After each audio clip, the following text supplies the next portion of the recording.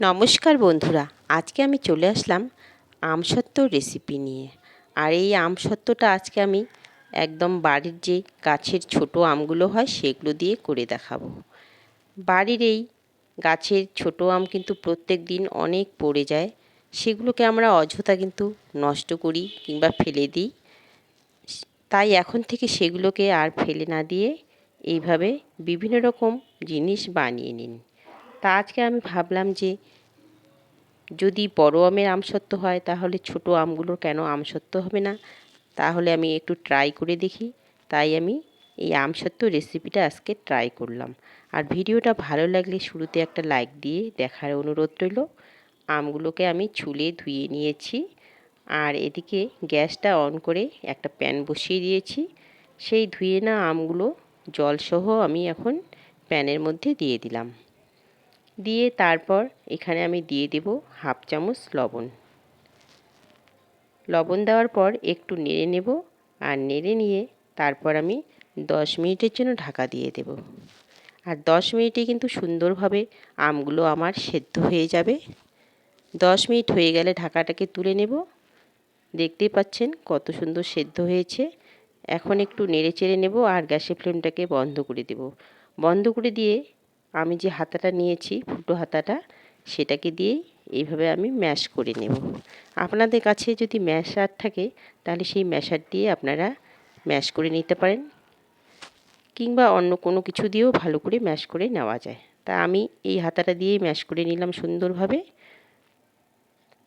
একদম সুন্দর কিন্তু ম্যাশ হয়ে গেছে। আর এখানে একটি বোল নিয়েছি, বোলের মধ্যে একটি ফুটো পাত্র আমি নিয়ে নিলাম। সেই ফুটো পাত্রে ম্যাশ করা আমগুলোকে এখন আমি দিয়ে দেব। দিয়ে আবারও ওই ফুটো হাতাটা দিয়ে এইভাবে চাপ দিয়ে দিয়ে আমের যে পাল্পটা আছে সেটাকে বের করে নেব। সমস্ত আমের পাল্প আমি বের করে নিলাম। এখানে বের করে নেওয়ার পরে এখন ওই প্যানটাকে পরিষ্কার করে আবারও আমি গ্যাসে বসিয়ে দিয়েছি। দিয়ে আমের পাল্পটাকে সেখানে ঢেলে দিলাম। দেওয়ার পর এখন আমি দিয়ে দেব এখানে চিনি। চিনিটা পরিমাণ মতো দিয়ে দিতে হবে,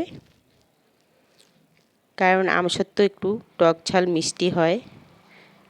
চিনিটা দেওয়ার পর একটু নেড়ে নিয়ে এখন আমি দিয়ে দেব এখানে হাফ চামচ গোলমরিচ। গোলমরিচের গুঁড়োটা দেওয়ার পর দিয়ে দেব হাফ চামচেরও কম ধনে গুঁড়ো। এখন একটু নেড়ে নেব। নেড়ে নেওয়ার পর তারপর আমি দিয়ে দেব এখানে চিলি ফ্লেক্স।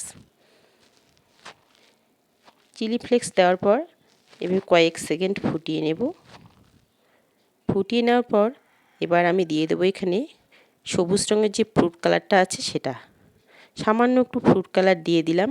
দিয়ে এখন ভালো করে একটু নেড়ে নেব, যাতে সমস্ত ফ্রুট কালারটা মিশে যায় আমের পাল্পের সঙ্গে। এবার আমি চেক করে দেখব হয়েছে কি না। একটা বাটির মধ্যে এক ফোঁটা আমি নিয়ে নিলাম। তো দেখুন সামান্য একটু জল জল ভাব আছে। তা আরও কয়েক সেকেন্ড এটাকে আমি আরও ফুটিয়ে নেব।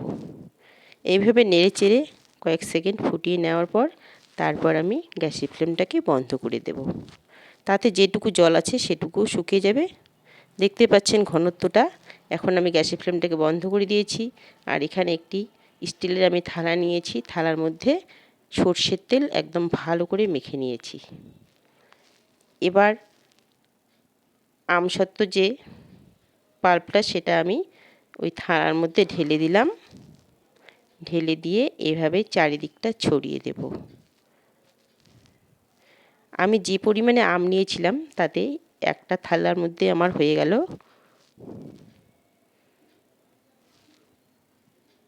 এবার আমি এই থালাটাকে রোদ্রে শুকোতে দেব। সারাদিন ধরে আমি এই রোদ্রে শুকিয়ে নেব আমসত্ত্বটাকে।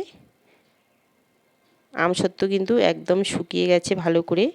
যা প্রচণ্ড রৌদ্র পড়েছে তাতে কিন্তু একদিনেই আমসত্ত্ব আপনার শুকিয়ে যাবে।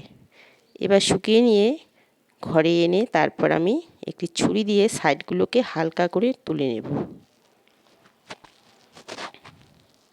তুলে নেওয়ার পর মাঝামাঝি আমি চিড়ে নেব। যে কোনো শেপ দিয়ে কিন্তু আপনারা কেটে নিতে পারেন আমসত্ত্বটাকে। আমি এরকম ছোট বড় সাইজ করে কেটে নিলাম। এখন এই যে আমসত্ত্বটাকে আমি তুলে নেব। খুব সহজেই কিন্তু উঠে আসছে, দেখতে পাচ্ছেন। এখন ঠিক মাদুর যেভাবে আমরা জড়িয়ে নিই সেভাবে আমি এইভাবে জড়িয়ে নেব আমসত্ত্বটাকে। একদম কিন্তু দোকানের মতো পারফেক্ট আমসত্ত্ব তৈরি হয়েছে। আর এইভাবে আমসত্ত্ব বাড়িতে বানিয়ে নিয়ে এখন থেকে ঘরে কিন্তু আপনারা অনেক দিন সঞ্চয় করে রাখতে পারেন। কিংবা যখনই আমসত্ত্বর চাটনি খাওয়ার ইচ্ছে হবে তখনই এই আমসত্ত্বটা দিয়ে আপনি বাড়িতে চটপট চাটনি বানিয়ে নিতে পারেন। এতটাই সুন্দর হয়েছে এই আমসত্ত্বটা, একদম কিন্তু দেখে মনে হচ্ছে যে কেনা আমসত্ত্ব। থ্যাংক ইউ, সবাই ভালো থাকবেন, সুস্থ থাকবেন।